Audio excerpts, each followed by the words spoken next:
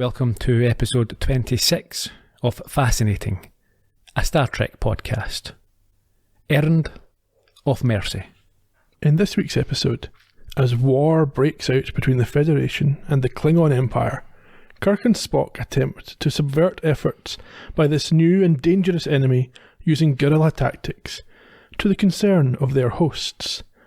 Can their tactics succeed? Or will the Klingons strike the first blow in the escalating conflict?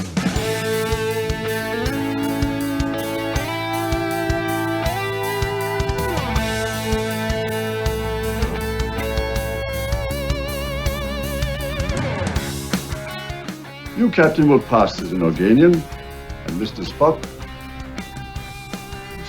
presents a problem. Hey, hi Johnny, how you doing? Okay, you present a problem. Every week. Yeah, in more ways than one. Mostly when you're editing. Let's try be on our very best behaviour tonight then. Keep it under 3 hours for the recording. Oof, if only. The stuff I have to get rid of. So, some people say it'd be gold.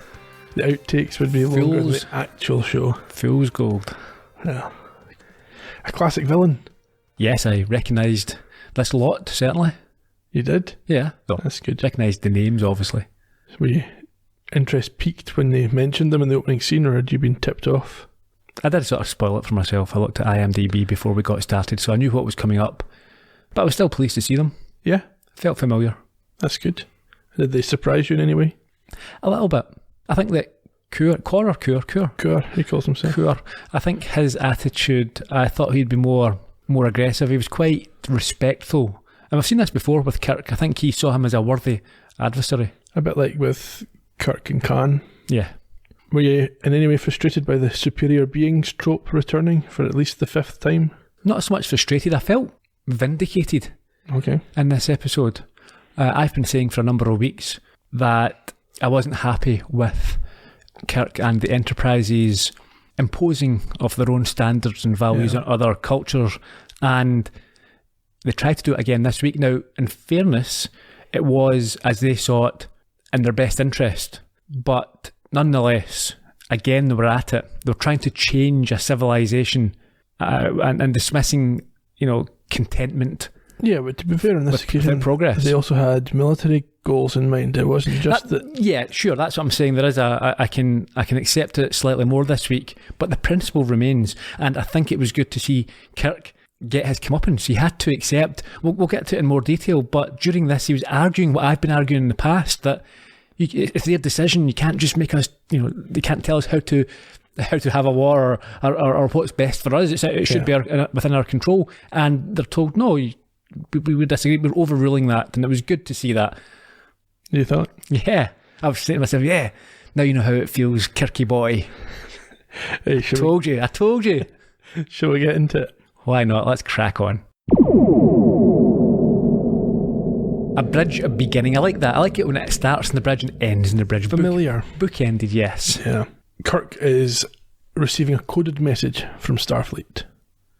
Tell me about that. It appears that the Federation is on the brink of war with the Klingon Empire. So the orders for the Enterprise are to proceed to a planet called Organia, which is strategically important. Prevent the Klingons from using it as a base. Yeah, we hear that negotiations with these Klingons have broken down and a surprise attack is anticipated. Now, surely, by definition, that's not a surprise attack. Well, they're anticipating an attack. They don't know where or when it will be, so some elements are surprising. Okay, I'll give you that. Spock thinks that this is sound strategy. Yeah, I think he describes it as the only Class M planet in the area. Do we know what a Class M planet is? It's got a breathable, or an atmosphere that's breathable for humans. Okay. So what does the M stand for?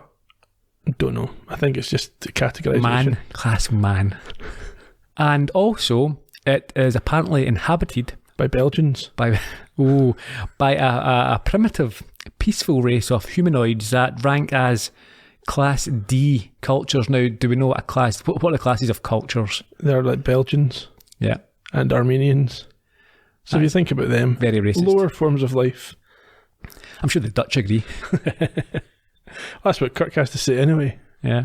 But I thought, yes, there's Federation obviously goes around classing folk by how advanced they are. I would imagine there's probably checkpoints on. It's not just a case of you guys seem a bit stupid. It's more like, have they achieved space flight? Have they achieved faster than light travel? That sort of thing, rather than just your clothes look a bit shabby, you're going to put you in class D. Have they achieved levels of Van Damness or Poirotism or chocolatierism or In Bruges? Okay. It's a good movie. Never seen it on my list. I think I've mentioned this before. You should see it. I should.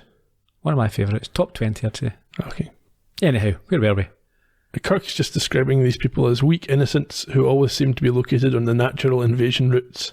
At this, Sulu warns that something is approaching and that the automatic deflector shields are being raised. But before anything else can be said, what happens? They are hit by some kind of weapons fire. Yeah, it sends them tumbling and shocks ripple throughout the ship, followed by several more. Yes, and the Enterprise returns fire. It does, and after a volley back and forth, Spock claims that they have hurt the enemy, and Sulu confirms that it no longer registered on his scanner, on his radar. Did you accept that it had been destroyed, or were you thinking back to Balance of Terror with the ships that hide? I was thinking that myself, yeah. Yeah, that's what I thought as well. No, but apparently, only debris. Yep, they've gone. But there's a new message from Starfleet, which Uhura reads out. Tell me about that. War has broken out, and they are to proceed to Organia with their mission to be carried out. Yeah, it's a command, a code 1. Yes. What's a code 1 then? War. War. Oh, okay. Yes. Uh-oh, code 1. Oh, no. Yeah, I think we get the credits at this point. We do. Followed by Captain's Log 3198.4. They are now in Organia's orbit, but there's no sign of trouble. Everyone seems quite peaceful. For now. Which is good. Uhura reports that there are Klingons on the starboard bow. Yeah, there you go. A fleet of them in another sector, and so Sulu is told to have phaser crews at the ready and keep the deflectors at full power. Yes, Kirk and Spock are heading down to the surface, and Sulu is taking command. Now, I've got a question about this, because we've seen Scotty. Yes. Put in. I would have thought there would have been a hierarchy. It's not like oh, it's just your turn this week. Surely it's Kirk, it's Spock, and then you have an order. Yes. Him, and if he's not, it's her or whatever. It should have been Scotty, but it could be that he's off duty, or they can't afford him. They can't afford him this week's episode. Well, we'll get to that. Will we? Yeah. Right. Okay. So yeah, that did stick out. It's like who wants a shot? Me. Sulu, you're not really. I would imagine it's more that he's the senior officer on shift rather than that he's next in command. Scotty. Yeah, but when you say on shift, it's not like he's having a long lie. If they're under attack, you get them, you wake them up, or you bring them back you bring them onto shift. Or it could well be that they feel he's needed in engineering, where his expertise is. Sure. For whatever reasons, if they've got issues there. Yeah. In any case, Spock and Kirk are beaming down. Yes, and Sulu is to get out of there if a fleet approaches. Yeah, he's told under no circumstances engage. Run. He's like, but. And they're like, no. Nope. Down on the surface. They materialise beside the city walls and are astonished that the local peasant types don't blink. Yeah, they don't care. No. At their sudden appearance from the sky. Spock immediately notes that there's a ruined fortress which is inconsistent with what he has learned about their culture. Yeah, he needs to learn a bit more, I think. Apparently his books are out of date. However, they are welcomed by an older man named Eilborn, and after they are introduced, he tells them that there is no authority on the planet, but he is the chair of the Council of Elders. So they want to talk to him about the imminent danger that they apparently face. Well, Kirk does. Spock wants to wander off and make some studies. Yeah. Which is agreed by all concerned. That's fine, yeah. We are now in the council chambers, and with 2 other elders in attendance. Is it 2 or 3? At least 2. I thought there was maybe 4 in total. Maybe. With some other elders in attendance, Kirk briefs them on the dangers that they face and why he and Spock are there. Gentlemen, my government has informed me that the Klingons are expected to move against your planet with the objective of making it a base of operation against the Federation. My mission, frankly, is to keep them from doing it. What you're saying, Captain, is that we seem to have a choice between dealing with you or your enemies. No, sir. With the Federation, you have a choice. You have none with the Klingons. The Klingons are a military dictatorship. War is their way of life. life under the Klingon rule would be very unpleasant. We offer you protection. We thank you for your altruistic offer, Captain, but we really do not need your protection. We are a simple people, Captain. We have nothing that anybody could want. We have this planet and its strategic location. I assure you that if you don't take action to prevent it, the Klingons will move against you just as surely as your sun rises. We will help you build defenses, build facilities. We have no defenses, Captain, nor are any needed. Gentlemen, I have seen what the Klingons do to planets like yours. They are organized into vast slave labor camps. No freedoms whatsoever. Your goods will be confiscated. Hostages taken and killed. Your leaders confined. You'd be far better off on a penal planet. Infinitely better off. Captain, we see that your concern is genuine, and we are moved. But again, we assure you that we are in absolutely no danger. If anybody is in danger, you are. And that concerns us greatly. It would be better if you returned to your ship as soon as possible. You keep insisting that there's no danger. I keep assuring you that there is. Would you mind telling me? It is our way of life, Captain. That's the first thing that would be lost. The Organians are being deliberately vague here. Yes. They could just say to him, look, we're superior beings. We're only taking these physical forms to make you comfortable. We don't need to worry about people like Klingons. And Kirk would be like, oh, okay. But perhaps it's not something that they want widely known. So Well, they're keeping that a secret for as long as Then possible. what do they expect Kirk to do? Just accept, all right, okay, yeah, you say you're fine, so you must be fine. Without any evidence to Why, suggest that's what I'm the saying. case. Why not? They're saying this is our planet and we're cool. You can just go away. We're fine. He can't go away. He's got orders to secure the planet and stop the Klingons from using it. Who has control over this planet? It's in disputed territory between the Federation and the Klingon Empire. Yeah, so they should say, well, I don't care what your orders are. This is our planet. Go away. We're fine. Again, this is them using military force. No, we need this territory, this strategic piece of land, this planet. Well, it's not that they We're need it. They taking need to stop the Klingons having it. Yeah, It's not that they want it particularly for themselves. sure. Anyway, although exasperated at their relaxed attitude, Kirk tries to remain calm and apologises for his energetic appeal. They thank him but ask him to leave whilst they discuss his proposition. Yeah, Spock shows up and says that they are even more primitive people than he had realised. Yeah, their previous information was garbage. Yes, not only is this civilization many years behind, it's also not progressing. Yeah. Simpletons, barbarians, we should just take it. We can do what we like here. We can bully this mob. Spock's not using his Brain? well, he thinks he's using his brain, but he's not really taking in all the factors. No. It also confused me here. He says they're not a primitive society. It's just that no progress has been made in tens of thousands of years. But surely that is what... He's not saying they're not primitive. He says they're not primitive but making progress. They are stagnant. Right, okay. So, with this knowledge, Kirk approaches the elders, whose opinion has not been altered, and they decline the offer of help. Yeah, not for the last time in the episode. Aylborn tells Kirk that he simply does not understand them. Yeah.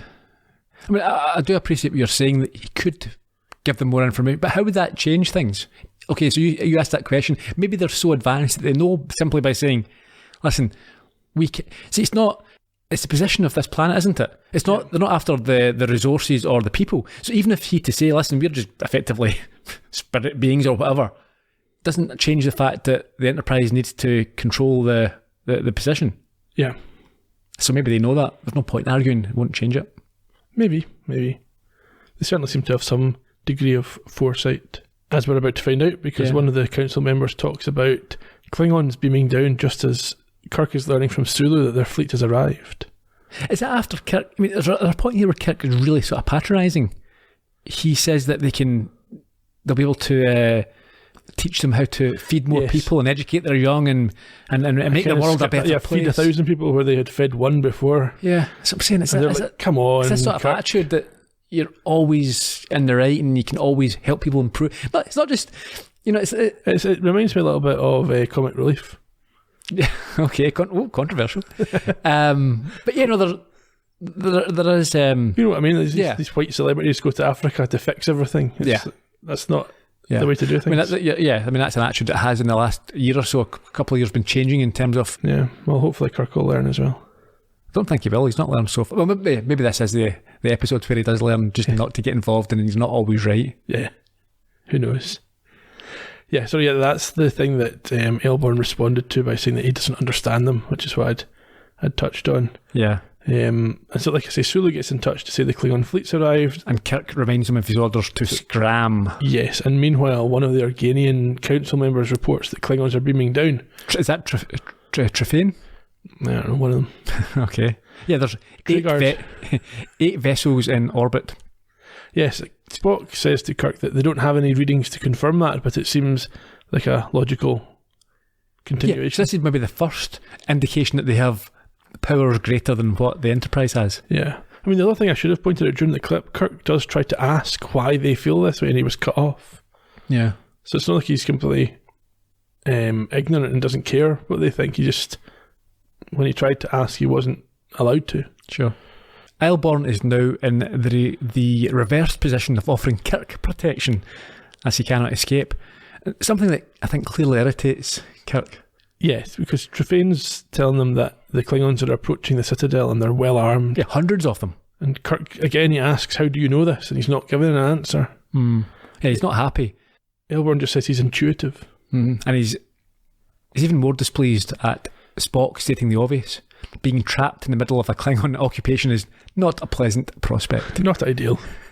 Sub-perfect conditions. Captain's log 3201.7. They have been given native clothing in the hope of blending in.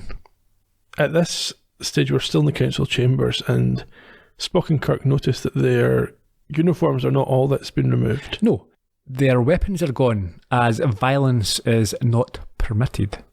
Eilborn remarks that Kirk can pass off as an Organian, but that Spock poses a problem, as we heard at the top of the podcast.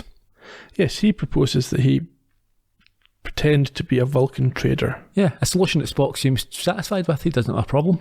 Yeah. Thinks it just might work. Seems to fit in. The elders claim that they will continue as before and have nothing to fear, but Kirk tells them that they've got a lot to learn and they will do so the hard way. Again, it's this attitude, isn't it? This superiority. Well, he's trying to give them the benefit of his experience. He just doesn't realise what situation he's actually in. But see, that's the thing. If we consider what Kirk and the Enterprise know about the universe and all of the experience we've seen, it'd be different if it was us on Earth. Okay. But there's no reasonable expectation that there could be a superior race. Yeah, but from his point of view, this is a species that hasn't left its own planet. It doesn't know what's out there. It only knows what's come to them. So why would it know what the Klingons are like? Yeah, sure. At this point, a Klingon enters with 2 armed goons and confidently surveys the room before announcing himself as Kur, the military governor of Organia. It didn't take him long. No, that's his official title, apparently. He wants to know who Kirk is and what's he told by Eilborn. This is Baronar, one of their leading citizens, whatever that means. Yeah, just a good upstanding citizen, someone who contributes to society. Spock uses a special codename, Spock, a local Vulcan trader who deals in Kevas and Trillium. Have we heard about that before? No. Okay, will we hear about it again? Probably. Fair enough.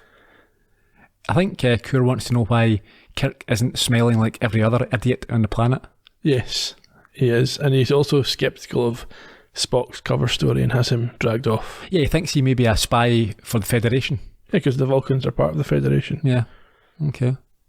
I think he seems impressed that Baronar is less meek than the other Organians. Without a doubt, this is where the respect starts. I think someone standing up to him and showing a bit of gumption is an attribute that's valued.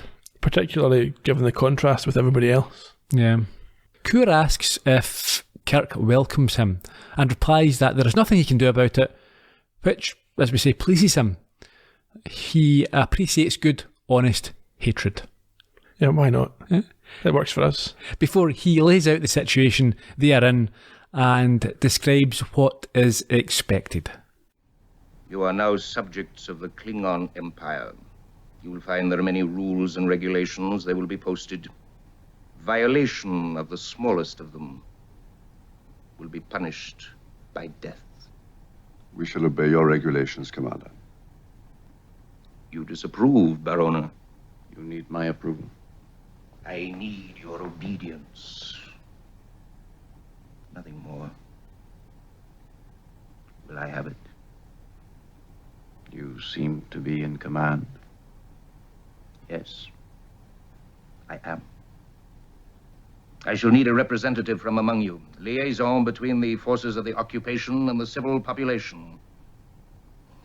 Smile and smile. I don't trust men who smile too much.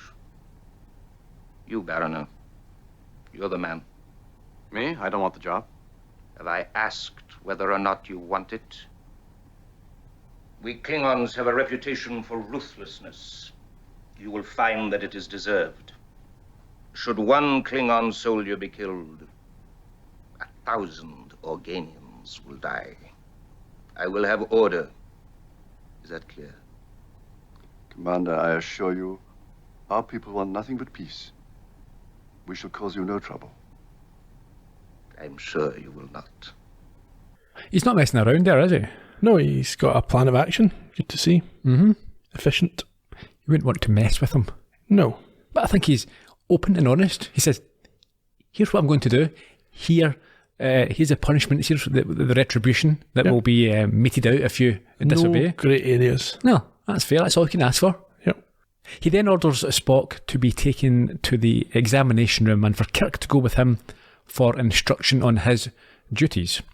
Yes, Kirk wants to know what's going to happen to Spock, and he's told that if he's lying, then he'll be killed, and if he's not lying, then he may find that his business has taken a turn for the worse. Okay, neither are great. No, not good options.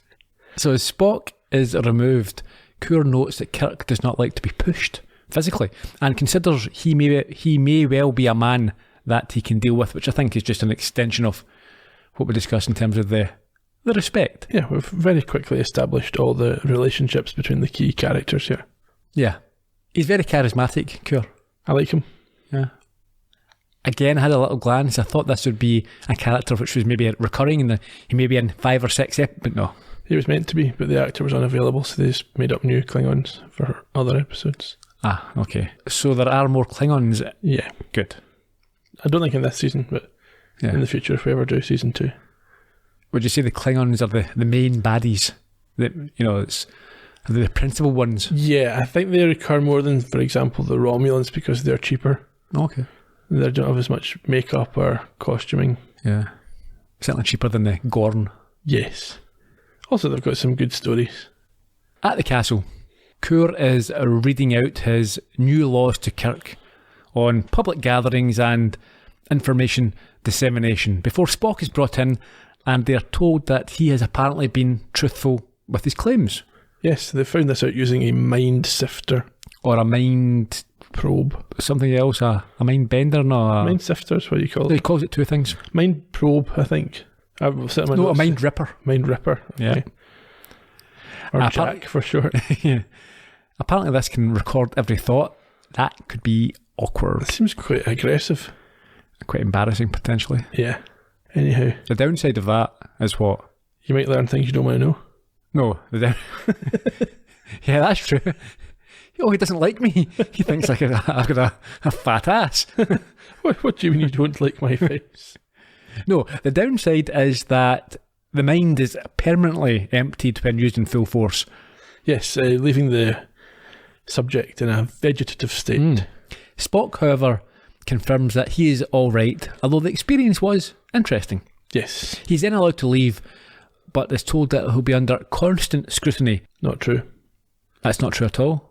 But he acts appropriately subservient and exits. He does. Kirk, meanwhile, is sent back to the council and warned to keep the people in order or he will be killed too. Again, he's got his instructions. Can't complain if he ends up dead. Actually, fair. Outside, Kirk has a chat to Spock about this mind. I presume this is sometime later. I think they've just both left. And just gone outside and he's not being watched at all? Yeah. Okay. It's one of these things, if you say you're going to be watched, you don't have to watch them because they're always suspicious that they're being watched. Yeah. Worked well for the Stasi. It's a bit like God, isn't it? If someone tells you, He's always watching. back in the day, yeah, well, that was it, wasn't it? Back in the day. Oh yeah, there's God, he can see everything. You better confess. Yep. Oh no. Anyhow, yes, Kirk is assured that Spock's survival of the Mind Sifter is down to his strong mental disciplines after years of training. He then has to quickly step in to prevent Kirk beating in the head of an aggressive Klingon and focus him on the job at hand. Yeah, we learn very quickly that Spock has no love for these Organians. Yeah, he says that himself quite explicitly. However, he does want to show them that they need to fight back.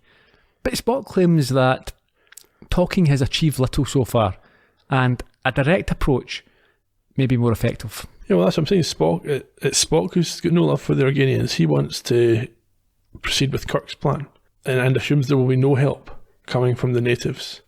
Anyway, they discuss a munitions dump that they happen to have walked past. Yeah, and they agree that a visit to it at night time is in order. So, later, under cloak of darkness, they knock out a guard, but they don't take his weapon. No. Why not? They've knocked him out. Yeah, but they've not got any weapons. Why would he not take his from him? Well, that's not what they're trying to do. They're not trying to break in anywhere or do anything like that. You don't think that he might be quite useful to have a weapon on you? Well, if they were starting some kind of underground resistance, maybe, but it's just a one-off show of force, isn't it? Anyway, they reach the dump where they find some sonic grenades and crates of explosives, which they combine to make an almighty firework display. Yeah, apparently it's chemical explosives. Yeah, there's a timer on it. Why don't they wait until they get back to their room or whatever? They effectively set off within seconds of being there. Yes. It's not great, is it? I expected the Klingons to show up and arrest them. Yeah. But no, apparently they get away with it. Because the next thing we see is Kirk explaining himself to Aelborn. Yeah, they're at the council chambers.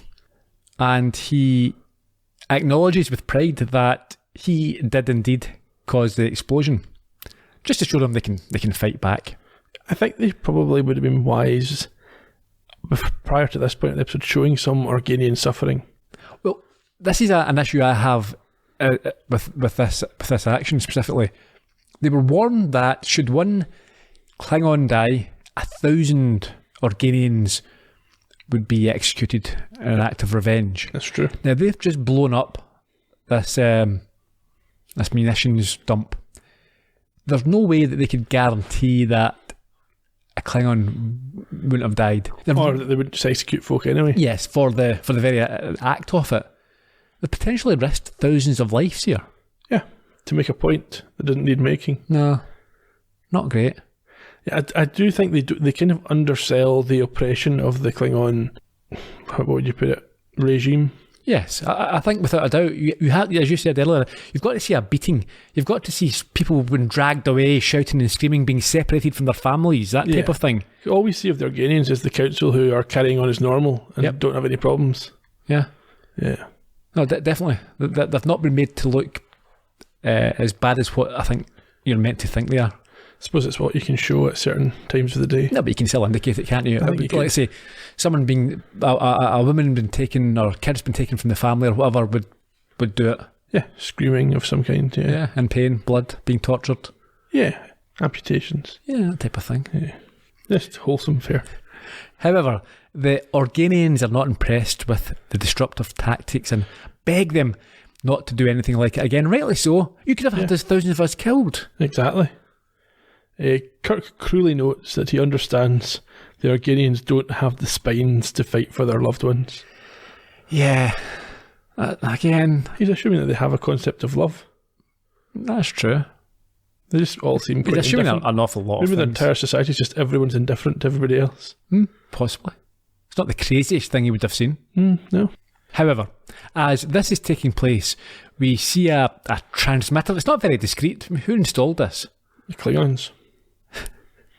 It's on the wall. Yeah. It's like an alarm. Yeah. And we cut to a smiling Kur who is clearly listening in. Yes, and doesn't seem that surprised, I don't think. No, and predictably, it results in Kur and his guards making an appearance where he tells Kirk he doesn't understand the difference between courage and foolhardiness. I think it's a fair point. Yep, and Aelborn is told by Kur and the gang that Kirk is going to be killed once his mind has been scanned. Airborne tries to prevent this by revealing who Kirk is, which surprises and delights Kur, who has heard of him and the ship, and therefore guesses also who Spock is. Now, when Airborne revealed this, I genuinely think it was the intentions were for the best. But Kirk in this episode seems to think he was grassed in. He was snitched on. He feels, he's been betrayed by someone who helped him hide in the first place. Yeah. But Airborne at times displays an almost simplistic aversion to violence. It's like, any act I can do that will prevent violence being done to somebody else. Yeah, sometimes you need a good beating. Yeah. Never done me any harm. This is the other thing. So we must assume that there isn't any violence being done by the Klingons, otherwise Airborne would be stopping it. Yes. Or is he allowing the Klingons to believe they're being violent to Organians who don't actually notice it?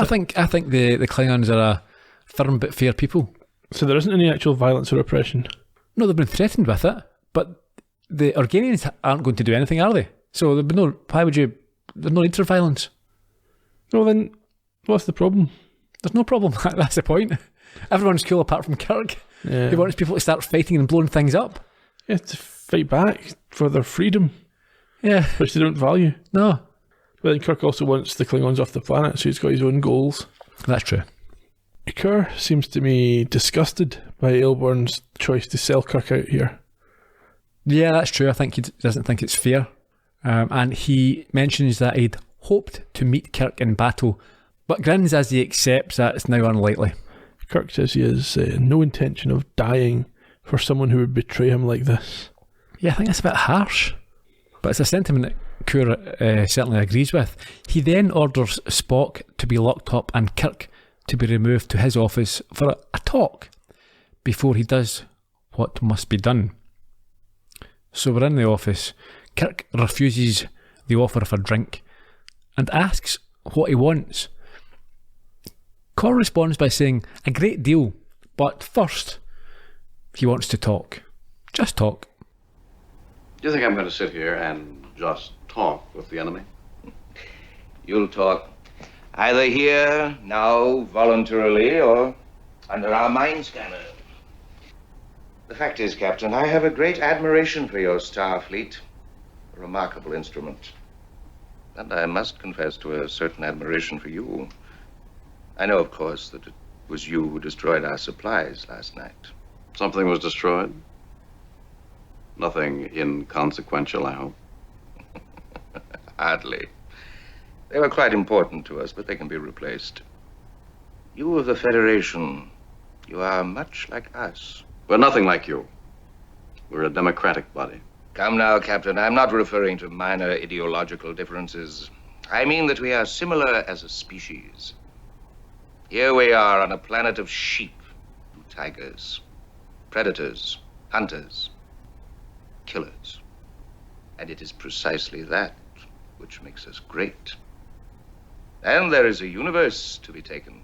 It's a very large universe, Commander, full of people who don't like the Klingons. Excellent. Then it shall be a matter of testing each other's wills and power. Survival must be earned, Captain. Tell me about the dispersal of your Starfleet. I think Kirk's response to that is to tell him to go climb a tree. It is, which is an unusual. I've not heard of that before. No, I think it's a replacement for a common expletive. F off. Or go F yourself. Yeah. Yeah.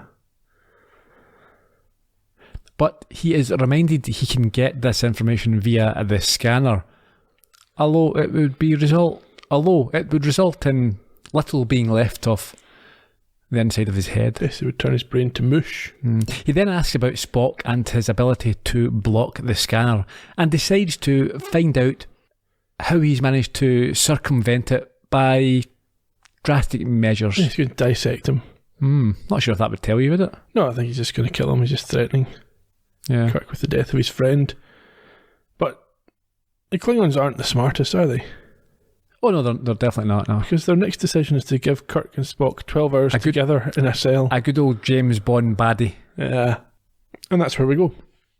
Yes, in this room, I think it's a reused set here. I can't remember what episode, but I recognised it. Okay, there's at least one set here is reused from the cage, but I think that's out in exterior. Right. No, it's something else. Not sure about the cell. Anyhow. Some time's passed after Kirk has been thrown inside when Spock informs him that they now have just under 7 hours remaining. They are surprised to receive a visitor. Yeah, a casual Aylborn saunters in and asks them if they're ready to go. Yeah. I think Kirk's a bit dubious. Because first of all, Aylborn's sold him out. And now he's apparently overcome all of the Klingons to get to the cell to free them. Yeah, I mean, it sort of matter-of-factly states that he cannot permit violence to befall them, and so is going to take them away. But, yeah, they've got no choice, I suppose, but to trust him. I mean, what is the alternative? Even if they don't trust him, they have to leave. They can't just sit in the cell. Yeah. So they're led back to the council chambers where the other elders are. I think he insists that they won't be found here. There's no chance. No, they would never look here. Kirk doesn't believe that's true at all. Yeah. I think Kirk, who should be grateful, sort of sneers at them that, this is a setup, you've taken this. Yeah. It doesn't make sense, but because the Klingons already had them in a cell, you can't go and rescue someone from the captor cell and then say, we won't give them back to you. It doesn't, what's the point in that? Well, Kirk thinks they're waiting for a ransom to be posted. Right. They'll claim it. Yeah, because everything that the Organians have done so far would suggest that's the type of people they are. Yeah. Aylborn says once again that Kirk simply doesn't understand them. Yeah, I think Kirk asked about the guards who were stationed outside, and that's dismissed. Never mind the guards. Yeah, he's poo-pooed. In Kur's office, he's advised by a badly acting colleague that the Federation prisoners have escaped. Yeah, and the guards definitely weren't responsible. That's like, my men, I can assure you, they were there the whole time. Didn't see anything. They did not sleep. They did not go for a cigarette. He was there when we did the check-in at night last night, and now it's just a Bible and a poster on the wall, and he's nowhere to be seen. Yeah. Kur accepts this. He does. Gullible. Anyhow, he asks for Special Order 4 to be implemented. Oh, doesn't sound good. No, at least it's not Order 1. Oh. No, hang on. Is Special Order 4 not the Destroy the Whole Planet order? Yeah, that's General Order. That's General Order 4. A key distinction. Do not get them mixed up under any circumstances. Back in the chambers, Kirk is still annoyed at the constant smiling of the elders and wants to know how and why he is now free. I think he again insults them, calling them idiots. He says they have an idiotic placidity. I mean, really? Spock's got questions as well, though. It's not just Kirk who's upset here. What does he want to know? Well, nothing specific. Okay. He's just generally unhappy. They then hear a broadcast from Kur. They do. He's killed 200 Organians and he's going to kill 200 more in 2 hours and then 200 more and then 200 more until his prisoners are returned. A lot of killing, basically. Yes. Kirk is disgusted and it's exacerbated by Aylborn's seeming indifference. And I think it causes Kirk to threaten Aylborn with the violence that he claims to hate. And this seems to work. Yeah. Well, Kirk and Spock, deciding it's up to them to resolve the matter, now want their phasers back. Yeah, so after a little consultation between each other, the elders agree to this. Yeah, they say they might as well, I think. Yeah.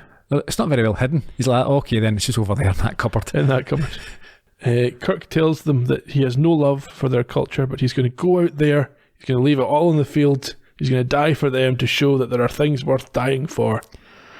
Yeah, he's just tying himself in knots now, isn't he? And also, they haven't taken any of his earlier lessons. Why would he do this? Not just leave? No. Anyhow. Anyway, when they've left, the elders shake their heads at them, but concede that they're brilliant, though doomed. I don't think they are brilliant. I don't think he says they're brilliant, he says they're brave. Okay, well, brave, yeah, that would make more sense. Yes. They're not brave, but are they? They're stupid. Foolhardy. Yeah.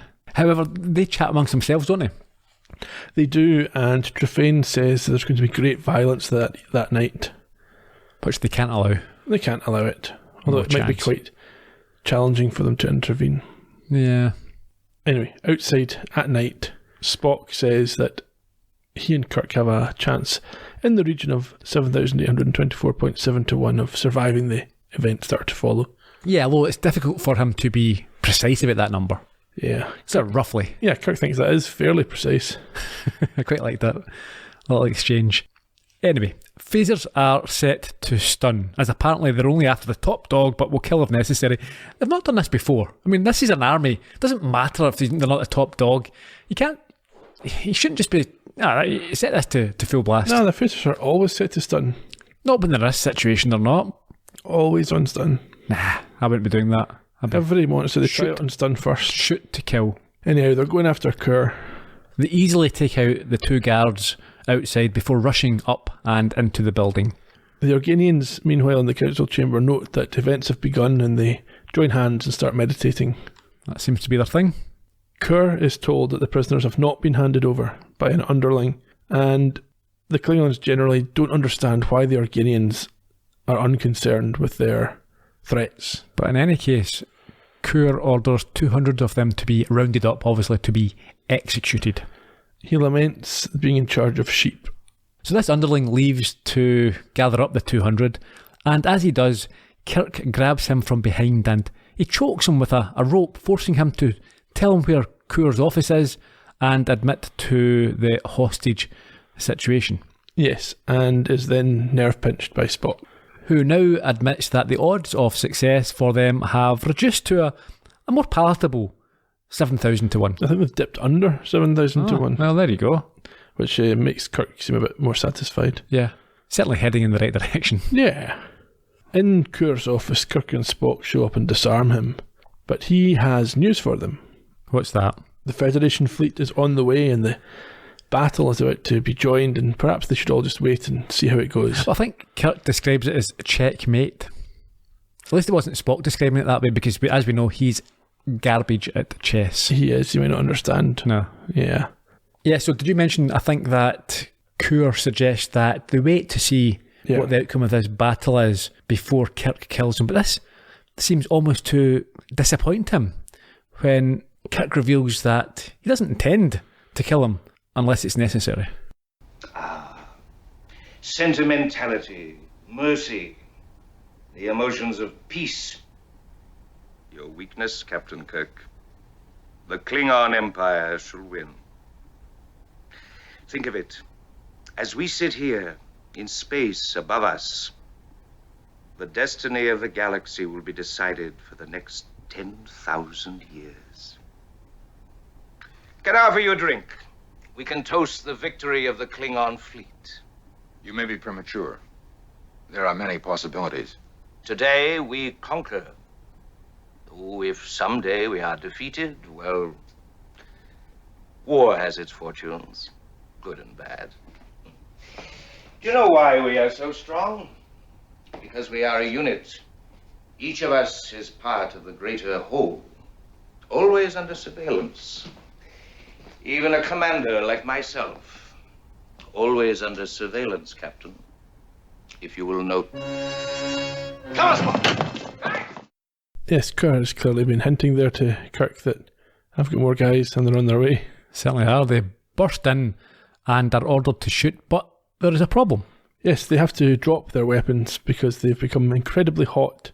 Too hot to handle. Even hand-to-hand combat has become physically painful. Yeah, and this effect we see also takes place on the Enterprise. Yeah, a really brief shot of the bridge of the Enterprise with everyone leaping away from their consoles.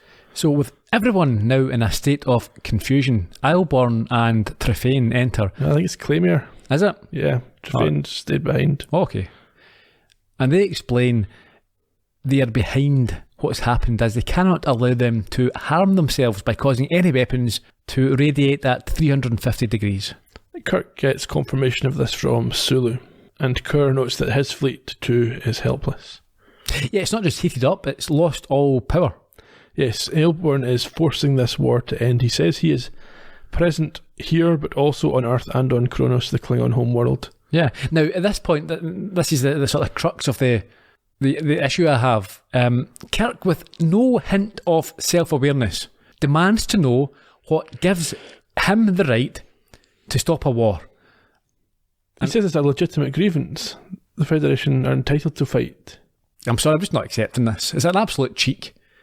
What gives you the right? He's constant, every other week, he's forcing his own views and sensibilities and beliefs on other civilizations. He's trying to change them, to mould them into what he thinks they should be like. He cannot accept lack of progress. He thinks that's be on it.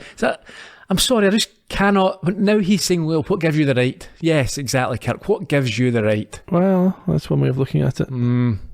Kerr is similarly aggrieved. Yeah, he says it's none of their business. And also, Kirk doesn't understand why the Organians are handling this on a neutral basis when over 200 of their people were killed by the Klingons. True.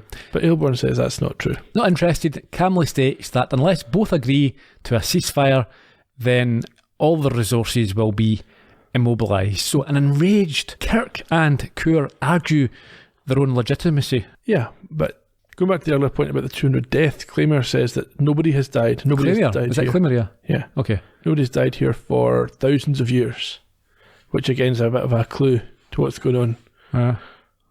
Kirk and Kerr continue their rants, yeah, you could put it. Yeah, but again, I like this.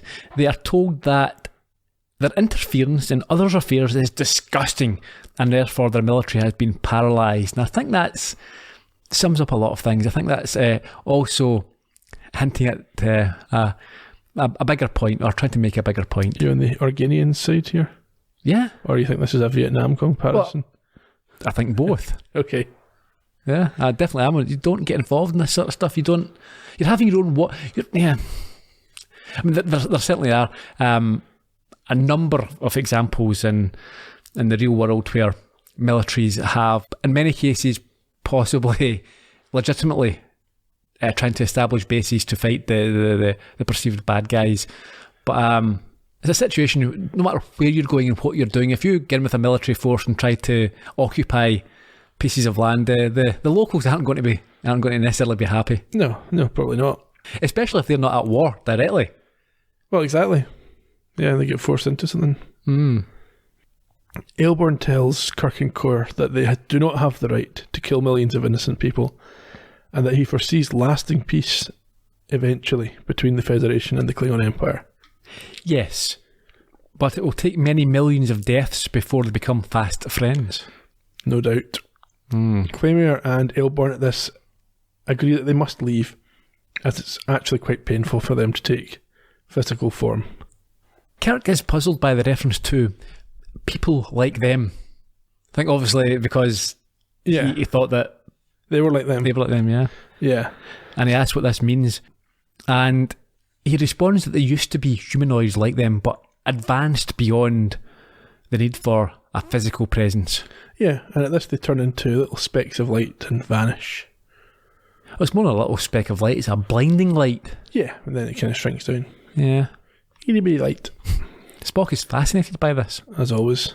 And states that it is life, but nothing like what they know. Yeah, you're very good for pointing out the obvious there, Spock. Yeah. And this whole civilization that they observed was just created for their benefit.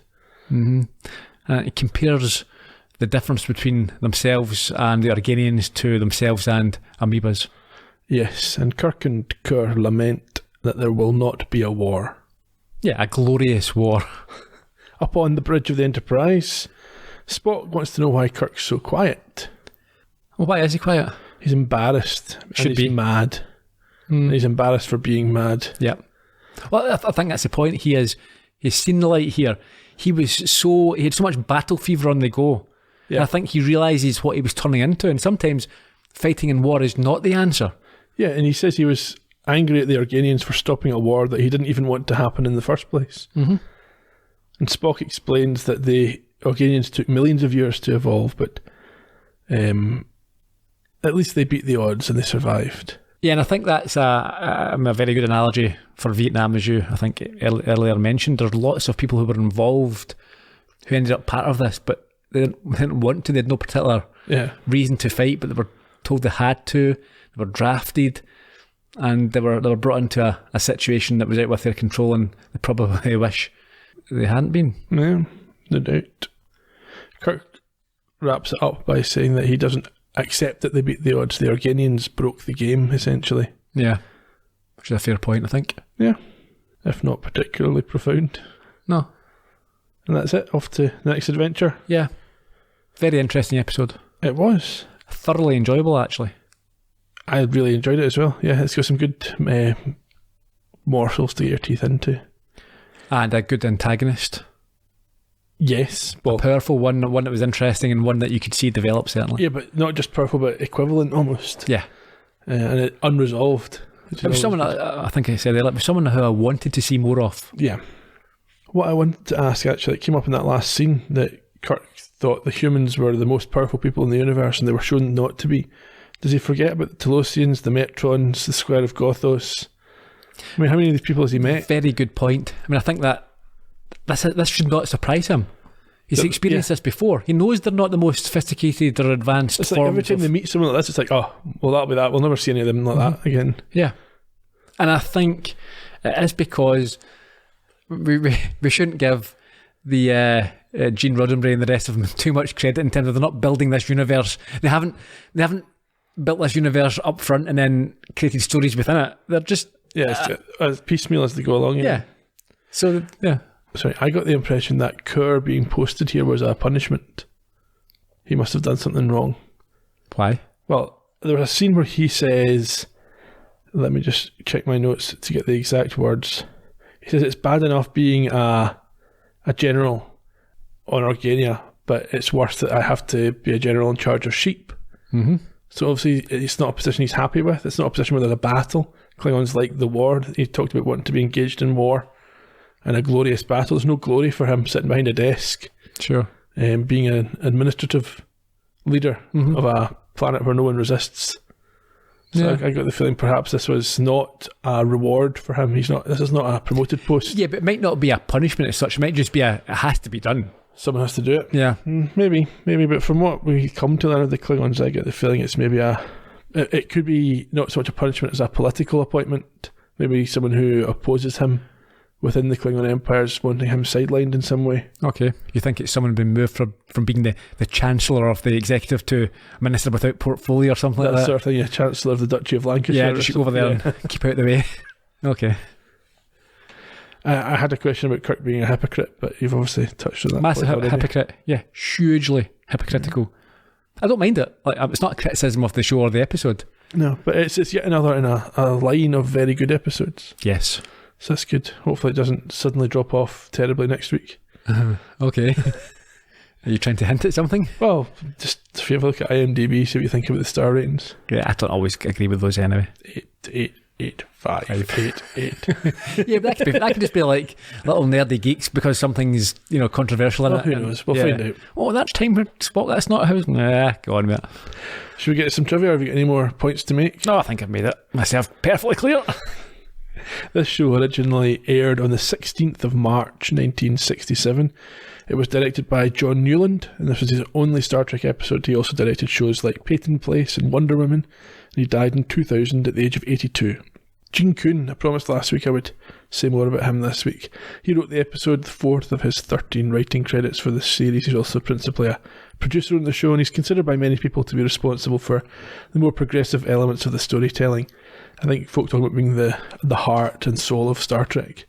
He also wrote for Wagon Train, Bonanza and The Wild Wild West and produced 17 episodes of It Takes a Thief.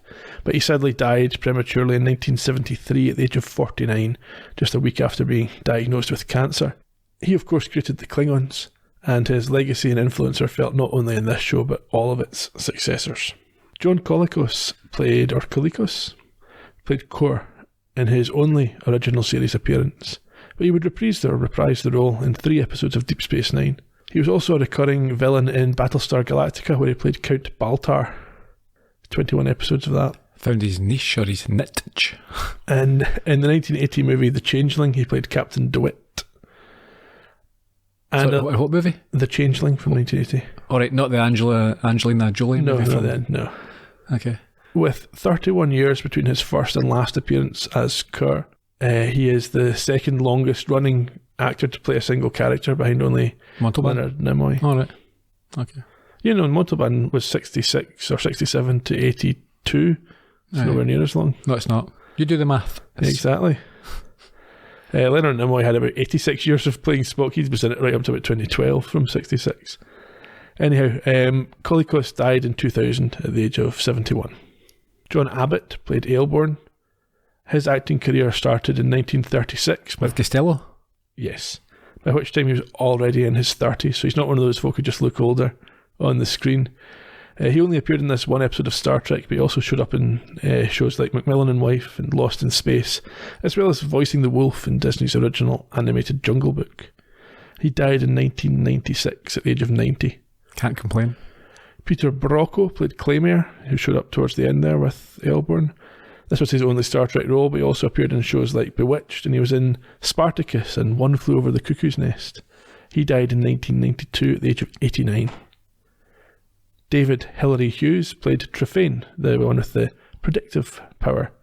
He had an uncredited role in Mary Poppins, but otherwise did very little acting and died in 1974 at the age of 72. What was his uncredited role? I don't know, Man. Okay. Man 2. Sure.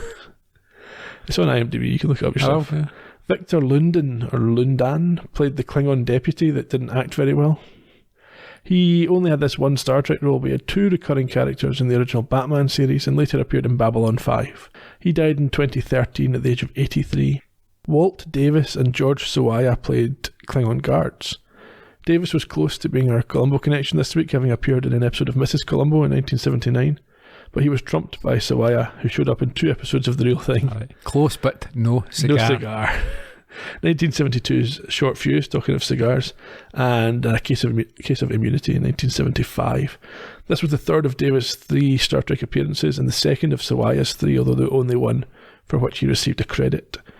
Davis died in 1981 at the age of 52, and Sawaya died in 2003 when he was 80. A little bit of trivia: Klingons took their name from Bob Klingon, a friend of Gene Roddenberry. The title of the episode comes from Charles Dickens' Nicholas Nickleby. Not only, we talked earlier about saving money on Scotty, wasn't in command, saved a lot of money but not having McCoy in this episode. I think it's the last time he doesn't appear. Really? Yeah.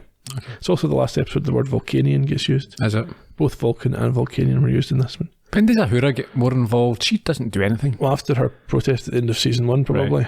Right. Okay. In terms of international titles, everyone's favourite segment of the show, the French go with Les Arbitres du Cosmos, the referees of the cosmos. The Germans opt for Kampf Organia, Battle for Organia. And in Japan, it was known as Kuringon Teikoku no Shinryaku, Invasion of the Klingon Empire. Yeah, they're all fine. Next week is the 27th episode of Season 1, The Alternative Factor, and we hope that goes okay. We certainly do. In the meantime, get us on social media. We're at Trek Podcast on Facebook, Twitter and Instagram, and if you go to StarTrekPodcast.com, there's a post up for each episode where you can share your thoughts, feelings, views and whatever else, and we hope you share your love of this podcast with your Star Trek loving friends. If you get the opportunity, that would be very much appreciated. It would. Until then, cheerio. bye bye.